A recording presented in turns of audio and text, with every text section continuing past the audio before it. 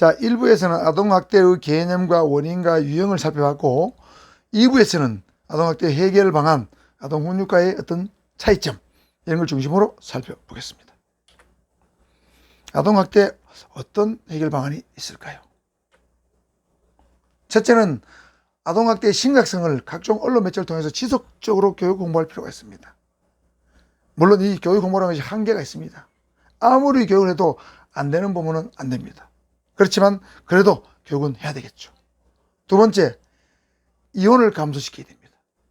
아까도 보셨지만은 친부와 계모, 친부와 동거녀 사이에서 어떤 학대가 많이 일어났죠. 결손 과정에서 학대가 많이 일어난다는 거죠. 가능하면 참아야 됩니다. 이혼하지 않고 참아야 된다. 그 다음에 여성가장이라든가 조손가정에 대한 긴급복지 지원 법안을 마련할 필요가 있습니다.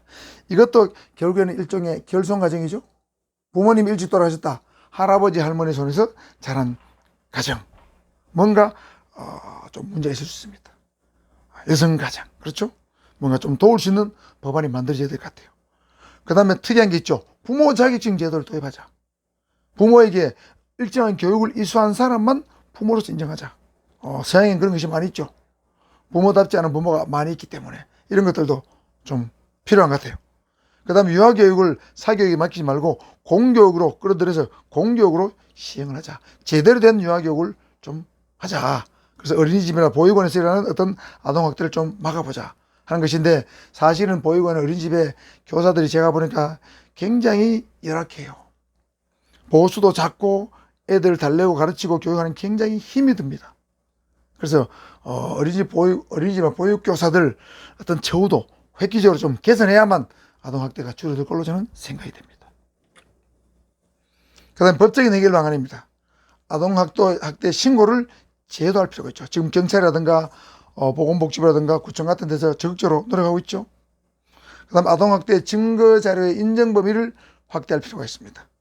예를 들면 뭐 상처가 없으면 잘 인정을 하려고 합니다. 정서적 학대 상처가 없지 않습니까? 그렇죠? 정적인 학대 상처가 잘 없어요. 직접 접촉한 것 빼고는. 그래서 이걸 인정 범위를 좀 확대해야만 처벌을 할 수 있겠죠.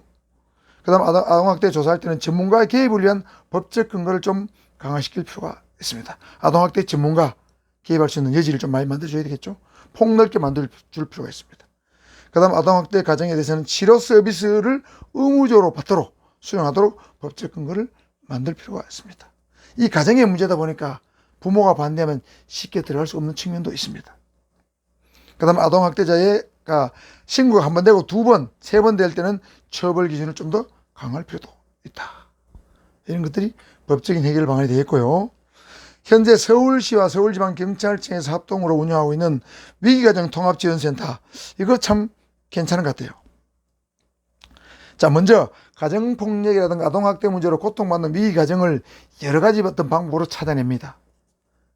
찾아내는데 일단 서울시에서는 찾아가는 동주민센터란 것이 있습니다.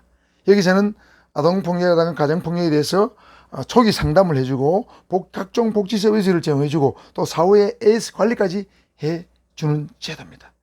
여기에다가 서울경찰청에서 학대 예방 경찰관이 있어서 학대 예방 경찰관이 아동학대나 가정폭력에 대해서 적극적으로 개입을 해줍니다. 그 다음에 자치구에서는 서울시내 자치구가 많이 있죠.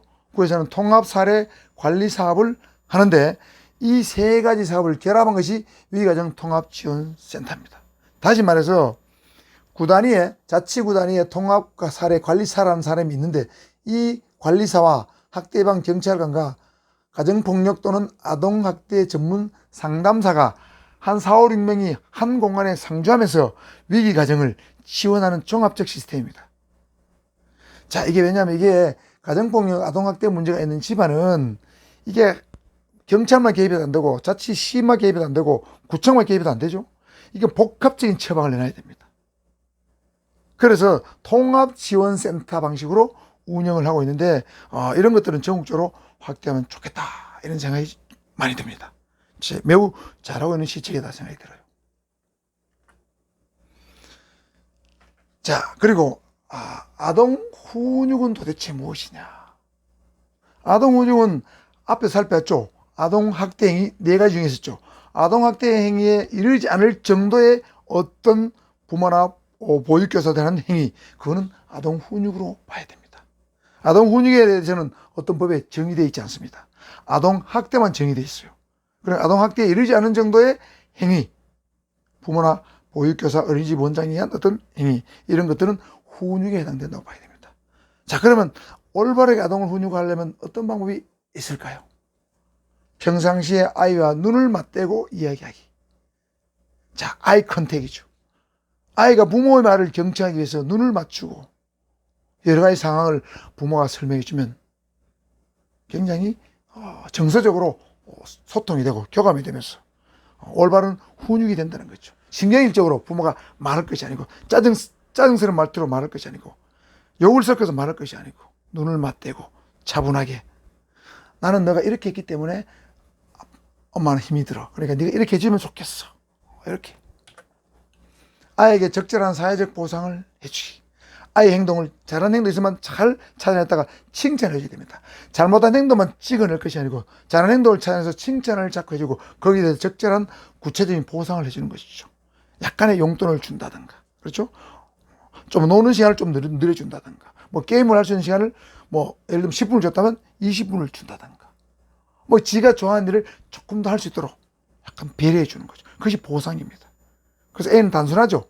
칭찬해주면 좋아하고 보상을 해주면 좋아하고, 그렇죠? 칭찬은 고래도 춤추게 한단 말이 있지 않습니까? 적절한 보상과 칭찬해주자. 나만의 감정을 전달하자. 아이 행동에 대해서 부모의 감정을 전달하면서 아이에게 올바른 행동의 지침을 가르쳐주면서 대화하는 것이 굉장히 좋을 것 같아요. 네가 이랬을 때 아빠는 이랬어. 네가 이랬을 때 엄마는 이런 느낌이었어.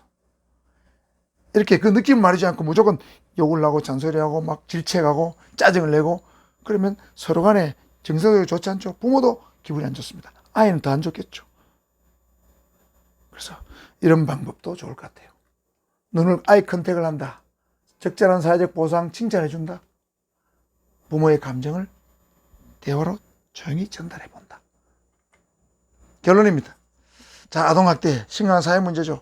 없어져야 될 겁니다. 적절한 훈육은 필요하나 학대는 안 됩니다. 올바른 교육은 무엇일까요? 아이가 부모로부터 진정으로 사랑받고 있다, 존중받고 있다, 배려받고 있다, 그런 사실을 알게 해주는 거 아니겠습니까? 그러려면 부모 입장보다는 아이는 아직 어리지 않습니까? 아이 입장에서 모든 일을 먼저 생각해 주는 것이 아동학대를 해결하는 방안이 되지 않을까요? 부모의 하찮은 행동, 대수롭지 않은 행동도 아이에게는 큰 상처가 될 수 있다는 것을 기억해야 될 것 같습니다. 결론입니다. 화목한 가정에서는 아동학대가 거의 일어나지 않는다. 이상 마치겠습니다. 감사합니다.